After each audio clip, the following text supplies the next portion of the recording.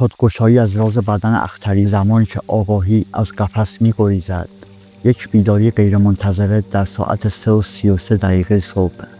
تصور کنید ساعت 3:33 صبح شما ناگهان از خواب میپرید، اما نه به خاطر کابوس، بلکه به خاطر یک لرزش فرکانسی که تمام سلولهای بدنتون رو میلرزونن. این لرزش نیست، این فراخوانی هست. فراخوانی از سطحی عمیق‌تر از DNA، عمیق‌تر از ذرات زیر اتمی، از جایی که آگاهی خام هنوز قبل از اینکه به شما تبدیل بشه در حالت سوپرپوزیشن به سر میبره. تو این لحظه شما یک انتخاب دارید. گزینه A، برگردید به خواب، به دنیای روزمره، به همون ماتریکسی که 99% انسان‌ها در اون گرفتارند. گزینه B، چشماتون رو باز نگه دارین، نه به سقف اتاق، بلکه به میدان کوانتومی که سقف رو میسازه نگاه کنین، مشاهده کنین. اگه گزینه B رو انتخاب کردین، این ویدیو برای شماست. این ویدیو کلیدی ترین کلیدیه که تا به حال دریافت کردیم. شاید بپرسین چرا؟ چون ما قرار هست معماری کل جهان هستی رو از دیدگاه یک برنامه‌نویس کیهانی بازبینی کنیم، نه یک فیلسوف یا عارف معمولی.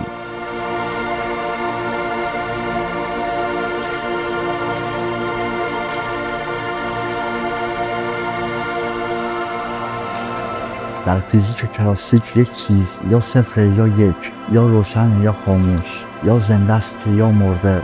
این منطق باینری بنیان تمام تمدن بشریه، اما در سطح کوانتومی این منطق فرو میریزه. معادله‌ای که جهان رو میسازد.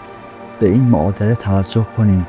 دقیقاً این معادله به چه معناست؟ به این معنا که یک ذره کوانتومی میتونه همزمان در حالت 0 و 1 باشه.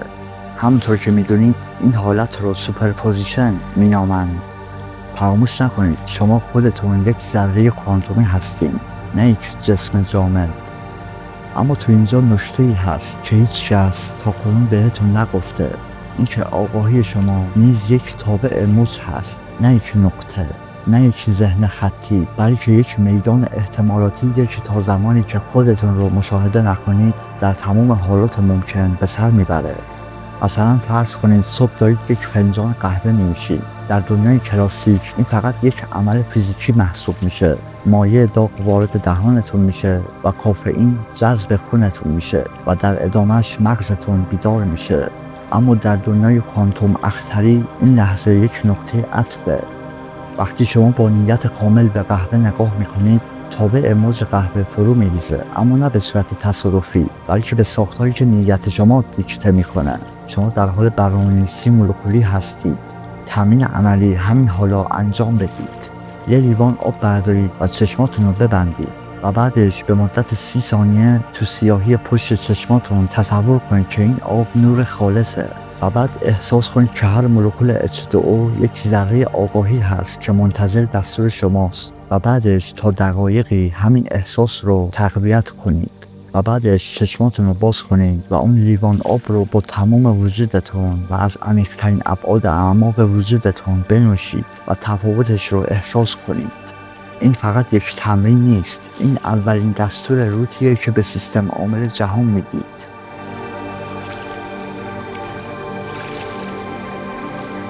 اکثر مردم فکر میکنن بدن اختری یعنی روحی که از بدنشون جداست، ولی این اشتباهه. بدن اختری لایه فرکانسی بالاتر از بدن فیزیکیه که همزمان با اون وجود داره. بذارین یه تشبیه دقیقی به کار ببرم. فرض کنید شما یک فایل MP3 دارید. این فایل همزمان در 3 سطح وجود داره. سطح باینری، کدهای 0 و 1 روی هارد دیسک. سطح موجی، امواج صوتی که بلندگو تولید میکنن. سطح معنایی، احساسی که موسیقی در شما ایجاد میکنن.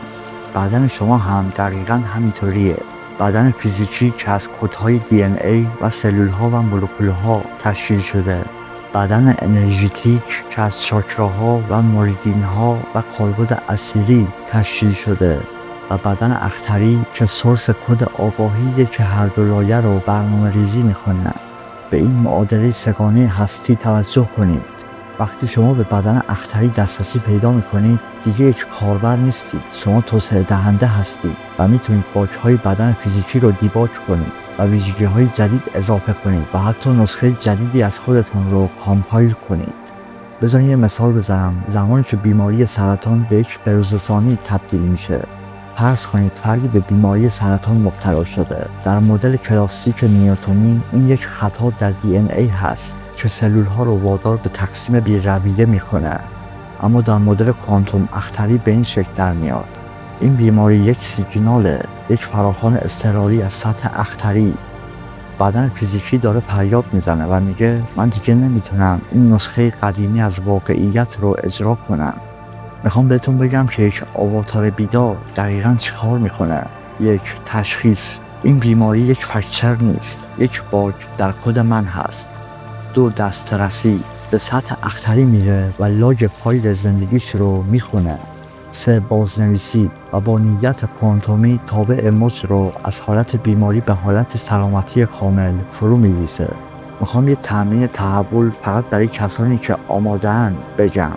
هر شب قبل از این که بخوابین به مدت 11 دقیقه چشماتون رو ببندین و تصور کنید که هر سلول سرطانی به عنوان یک ذره آگاهی گم شده محسوب میشه و بعد به اونها نه به چشم دشمن بلکه به چشم بخشی از خودتون که نیاز به هدایت داره نگاه کنید و در حینی که دارین بهش نگاه میکنین و مشاهدهشون میکنین بهشون بگید من تو رو به فرکانس اصلی باز میگردونم و تو دیگه نیازی به این شکل نداری.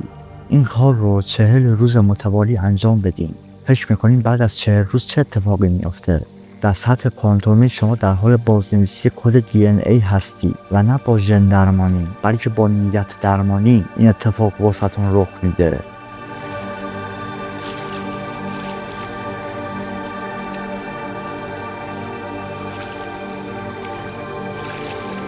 جهان ما یک شبیه سازی هولوگرافیک نیست. این کلمه خیلی ساده است. جهان ما یک پردازشگر کوانتومیه که آگاهی رو به ماده کامپایل میکنه.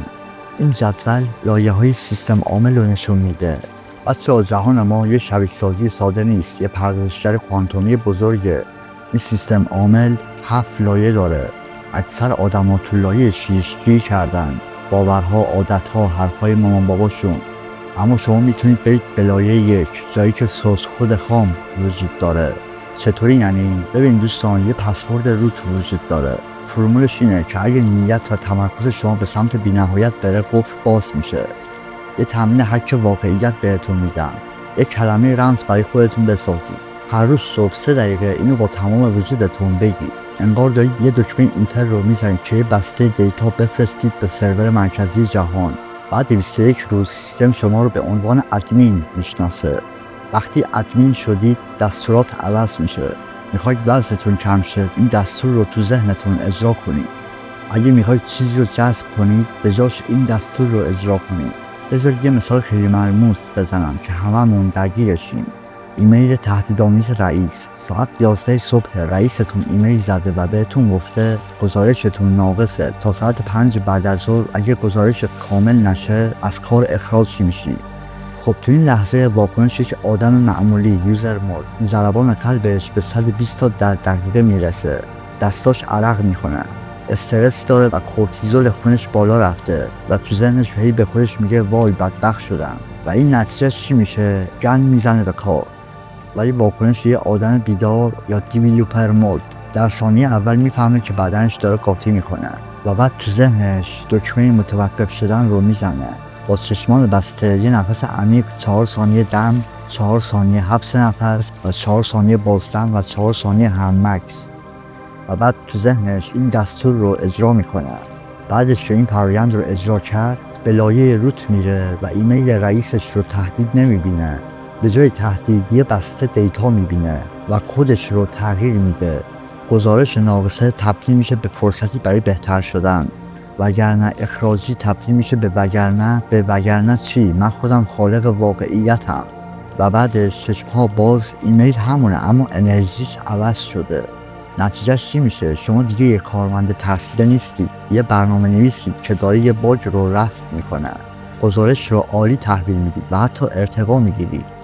دستتون رو باز کنید به نشانه ارائه راهکار. حالا بیایید ببینیم چطور باید اینو عملی کنیم.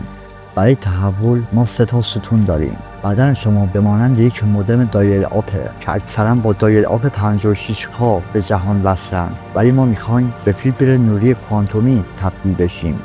1. پاکسازی کش. 3 روز اخبار منفی ممنوع. هر فکر منفی که اومد تو ذهنتون این دستور رو اجرا میکنید.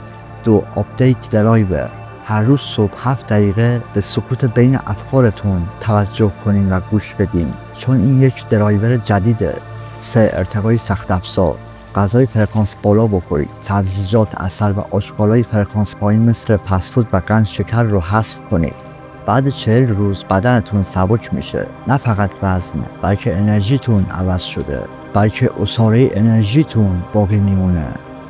خب دوستان، روزمرگی یک آواتار بیدار چجوریه؟ یک آواتار بیدار هر روز صبح ساعت 6 بیدار میشه و به خودش نمیگه وای دوباره صبح شد. چشماشو باز میکنه و تو میدان کوانتومی این دستور رو اجرا میکنه و به مدت 7 دقیقه اسکن کوانتومی بدن انجام میده و آب رو خودگذاری شده میخوره و بعد تو آینه به خودش میگه امروز منم که خالقم. ظهر که میشه تو جلسه کاری اگه استرس گرفته باشه سریع خودش رو تو حالت دیویدیو پرمود میبره و بعد دکمه متوقف رو میزنه. یک اسکریپت جلسه رو بازنویسی میکنه و به بقیه لبخند میزنه انگار که نوازنده است و بقیه هم نوت‌های موسیقی چستن. شب ساعت 10 قبل خواب گوشیش رو ول میکنن و به مدت 11 دقیقه روزش رو اسکن میکنن. اتفاقات بد رو ادیت میکنن و اونا رو تبدیل به یک درس میکنن و هم که خواست بخوابه برای فردا نیت میکنه و این دستور رو تو ذهنش اجرا میکنه. حالا دوستان، از کجا بفهمید که به یه همچین مرحله‌ای رسیدید و نشانه‌هاش چیه؟ همزمان حس میکنید چند جا حضور دارید. فکرتون بلافاصله واقعیت میشه و احتمال موفقیتتون از 5% میرسه به 95%. چرا؟ چون شما دیگه یه ذره سرگردان نیستید. شما تابع موج احتمال رو متمرکز کردید. خیلی ازتون سپاسگزارم که این ویدیو رو تا انتها تماشا کردید و اگه از این ویدیو خوشتون اومد ممنون میشم که دکمه لایک رو بزنید و نظرات و پیشنهادات خودتون رو واسم بفرستید. تا ویدیوی بعدی شما رو به خداوند متعال میسپارم. خدا یار و نگهدارتون باشه.